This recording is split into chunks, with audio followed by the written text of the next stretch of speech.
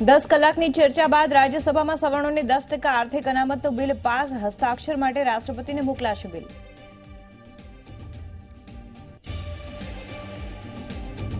રાજકોટમાં છેલ્લા ઘણા દિવસોથી ગુમ યુવક મયુર મોરી મળી આવ્યો. ડોક્ટર શ્યામ રાજાણીનો મયુરને માર મારતો વિડીયો થયો હતો વાયરલ.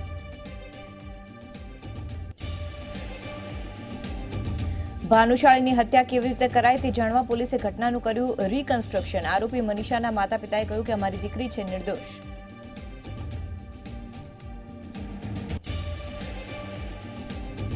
મહુવાના માઇનિંગ વિવાદમાં પોલીસના બળપ્રયોગના વિરોધમાં આજે ભાવનગર બંધ. કેસ પાછા ખેંચવા અને લાઠીચાર્જનો આદેશ કરનાર સામે કાર્યવાહીની માંગ.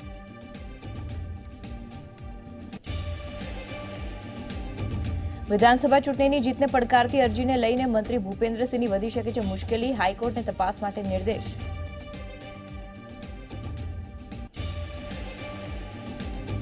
આજથી 3 દિવસ માટે ઉપમુખ્યમંત્રી નીતિન પટેલ દિલ્હીમાં જીએસટીની બેઠક અને ભાજપની રાષ્ટ્રીય કારોબારીમાં લેશે ભાગ.